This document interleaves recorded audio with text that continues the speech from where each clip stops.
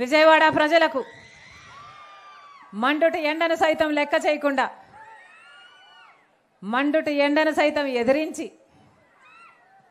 రాజశేఖర రెడ్డి బిడ్డ వస్తుంది అని చూడాలి అని వినాలి అని మీ పనులు మానుకొని నా కోసం సమయం చేసుకొని వచ్చారు.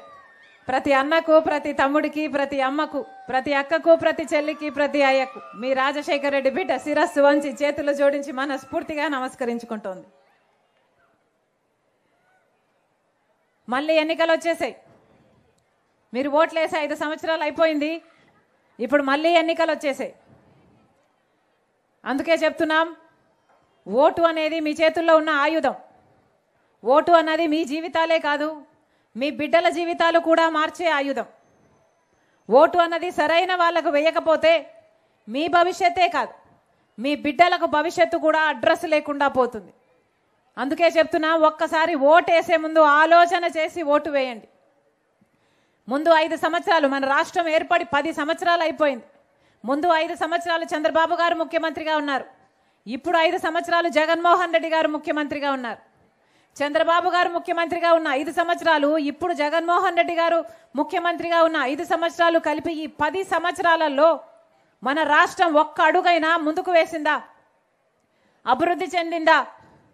మన బిడ్డలకు ఉద్యోగాలు వస్తున్నాయా? ఎలా బతుకుతున్నాం? అసలు మన రాష్ట్రానికి ఒక రాజధాని అంటూ ఉందా? ఆలోచన చేయండి. ఏం చెప్పారు? ఎన్ని మాటలు చెప్పారు? మోడీ గారు అయితే 10 సంవత్సరాలు, చంద్రబాబు గారు 10 సంవత్సరాలు ప్రత్యేక హోదా కావాలని ఆ రోజు అడిగితే మోడీ గారు 15 సంవత్సరాలు. ఇలా ఒకరి మీద ఒకరు వేసుకొని ఎంతగా మోసం చేశారు ప్రజల్ని ఆలోచన చేయండి. ఈ రోజుటి వరకు 10 సంవత్సరాలైనా మన హక్కైన ప్రత్యేక హోదా ఈ రోజుటి వరకు రాలేదు.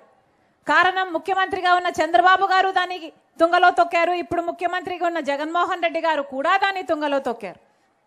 10 సంవత్సరాల క్రితం మనకు ప్రత్యేక హోదా వచ్చుంటే ఆ రోజుల్నే దాదాపు 10 లక్షల కోట్ల రూపాయలు విలువ చేసే ప్రత్యేక హోదా ఈ రోజుటి వరకు రాలేదు. అంటే ఈ రోజు విలువ వేస్తే కనీసం డబుల్ అవుతుంది.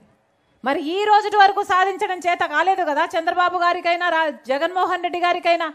మరి ఎందుకు వేయాలి చంద్రబాబు గారి తెలుగుదేశం పార్టీకి ఓటు? ఎందుకు వేయాలి జగన్మోహన్ రెడ్డి గారి వైసీపీకి ఓటు? ఒక్కసారి ఆలోచన చేయండి. అసలు రాజధాని లేని రాష్ట్రం ఎక్కడైనా ఉందా? మన భారతదేశంలో రాజధాని లేని రాష్ట్రం ఎక్కడైనా ఉందా అమ్మా? ఇక్కడ ఉందిగా, మనకుందిగా. ఉందా మనకు రాజధాని? పక్కన హైదరాబాద్ ఉంది, బెంగళూరు ఉంది, చెన్నై ఉంది. అన్ని రాష్ట్రాలకు అన్నీ ఉన్నాయి. మనకేముంది? చిప్ ఉంది. మనకేముంది? చేతిలో చిప్ ఉంది. అన్న అయితే లిక్కర్ కూడా ఉందమ్మా అంటున్నాడు. ఏం చేశారన్నా? 10 సంవత్సరాలు అయింది. రాజధాని ఎక్కడుంది? చంద్రబాబు గారు ఏం చెప్పారు? సింగపూర్ను కడతానన్నాడు చంద్రబాబు గారు. 3D సినిమా చూపించారు. అమరావతి కోసం 35,000 ఎకరాలు సేకరించారు. 30,000 మంది రైతుల దగ్గర నుంచి భూములు తీసుకున్నారు. ఈ రోజు వరకు రాజధాని ఉందంటే ఆ భూములు తీసుకున్న రైతులు అన్యాయం అయిపోయారు తప్పితే ఈ రోజు వరకు కూడా రాజధాని లేదు. మోడీ గారు స్వయంగా వచ్చారు, ప్రధానమంత్రి హోదాలో వచ్చారు. 2015లో భూమి పూజ చేశారు. యమునా నది దగ్గర నుంచి తెచ్చిన మట్టిని హెలికాప్టర్లో తిరిగి చల్లి వెళ్ళారు. మన చేతికి మిగిలింది ఆ మట్టే. మట్టి కొట్టిపోయారు మోడీ గారు. ఎన్ని మాటలు చెప్పారు? ఢిల్లీకి మించిన రాజధాని కడతానన్నాడు మోడీ గారు. అద్భుతమైన రాజధాని, ఆంధ్రుల ఆత్మ గౌరవంగా ఉండే రాజధాని కడతానన్నాడు. కట్టారా? కట్టారమ్మా? చంద్రబాబు గారు ఏమన్నారు? సింగపూర్ను మించే రాజధాని అన్నాడు. 3D గ్రాఫిక్స్లో సినిమా చూపించారు. అద్భుతమైన రాజధాని అన్నారు. ఆఖరికి అమరావతి లేదు కానీ భ్రమరావతి, అంతా భ్రమే. భ్రమరావతిని చూపించారు చంద్రబాబు గారు. ఎక్కడుంది రాజధాని? పర్మనెంట్ అమరావతి రాజధాని అని చెప్తూనే తాత్కాలిక భవనాలను కట్టాడు చంద్రబాబు గారు. ఎందుకు అని అడుగుతున్నాం. పెద్ద పెద్ద భవనాలు వస్తాయి, పెద్ద పెద్ద ఇండస్ట్రీలు వస్తాయి, పెద్ద పెద్ద కంపెనీలు వస్తాయని చెప్పాడు చంద్రబాబు గారు. అసలు హైదరాబాదును కట్టింది నేనే, ఇక్కడ అంతకంటే గొప్పగా కడతానన్నాడు చంద్రబాబు గారు. వచ్చిందమ్మా బ్రహ్మాండమైన రాజధాని? చంద్రబాబు వల్ల చేతనైందా? రాజధాని పేరు చెప్పి దేశ విదేశాలకు టూర్లు కొట్టారు, ట్రిప్పులు వేశారు తప్పితే ఒక్క ఇండస్ట్రీ రాలేదు, ఒక్క సాఫ్ట్వేర్ కంపెనీ రాలేదు, ఒక్క పరిశ్రమ రాలేదు, బిడ్డలకు ఉద్యోగాలు రాలేదు, ఇంతవరకు రాజధాని రాలేదు. జగన్మోహన్ రెడ్డి గారు ముఖ్యమంత్రి అయ్యారు. నన్ను ముఖ్యమంత్రిని చేయండి, చంద్రబాబు గారి చేత కాలేదు, నేను చేస్తాను అన్నాడు. వాషింగ్టన్ డీసీని మించిన రాజధాని కడతానన్నాడు జగన్మోహన్ రెడ్డి గారు. వచ్చిందా? వాషింగ్టన్ డీసీని మించిన రాజధాని వచ్చిందా అన్న? 5 సంవత్సరాలు అయింది, కనిపిస్తుందా మీకు? ఈయన ఒక రాజధాని సరిపోదన్నాడు, 3 రాజధానిలు అన్నాడు. 3 రాజధానిలలో కనీసం ఒక్క రాజధాని అయినా అయిందమ్మా? ఒక్క రాజధాని కూడా లేదు. ఈరోజు తీరా చూస్తే 10 ఏళ్ళు గడిచిపోయింది. 10 ఏళ్ల తర్వాత ఎక్కడున్నాము అని చూసుకుంటే ఎక్కడా లేము. ఎక్కడ వేసిన గొంగలి అక్కడే ఉంది. ఒక్క అభివృద్ధి లేదు, ఒక్క పరిశ్రమ లేదు. 10 ఏళ్లలో కనీసం పట్టుమని 10 కొత్త పరిశ్రమలు కూడా రాలేదు. మరి మన బిడ్డలకు ఉద్యోగాలు ఎలా వస్తాయి? ఆలోచన చేయండి. పోలవరం ప్రాజెక్టు మన హక్కు, దానికి ఇవ్వలేదు. ఏ ఒక్క న్యాయము చేయకపోయినా అదే బీజేపీ పార్టీని పట్టుకొని వేలాడుతున్నారు. ఒక పక్క చంద్రబాబు, ఒక పక్క జగన్మోహన్ రెడ్డి గారు. ఇది ఎక్కడి సోద్యం అని అడుగుతున్నాం. బీజేపీ పార్టీ మనకు ఏం చేసిందని వాళ్ళకు గులాంగిరి చేస్తున్నారు. మనకి ఇవ్వాల్సిన రాజధాని ఇవ్వలేదు, మనకు పోలవరం ప్రాజెక్ట్ ఇవ్వలేదు, మనకు ప్రత్యేక హోదా ఇవ్వలేదు. మన రాష్ట్రానికి అసలు కనీసం ఒక్క మేలు 10 సంవత్సరాలుగా చేయనిదే అదే బీజేపీ పార్టీకి ఎందుకు గులాంగిరి చేస్తున్నారు చంద్రబాబు గారైనా జగన్మోహన్ రెడ్డి గారైనా? అందుకే చెప్తున్నాం, ఓటు అన్నది మీ చేతుల్లో ఉన్న ఆయుధం అమ్మ. మళ్ళీ మళ్ళీ మీ జీవితాలను నాశనం చేసుకోకండి. మీ ఓటు చంద్రబాబు గారికి వేసినా అది డ్రైనేజ్లో వేసినట్టే, మీ ఓటు జగన్మోహన్ రెడ్డి గారికి వేసినా అది డ్రైనేజ్లో వేసినట్టే. ఓటు వృధాన చేసుకోకండి. ఓటు అనేది మీ హక్కు, ఓటు అనేది మీ బాధ్యత కూడా.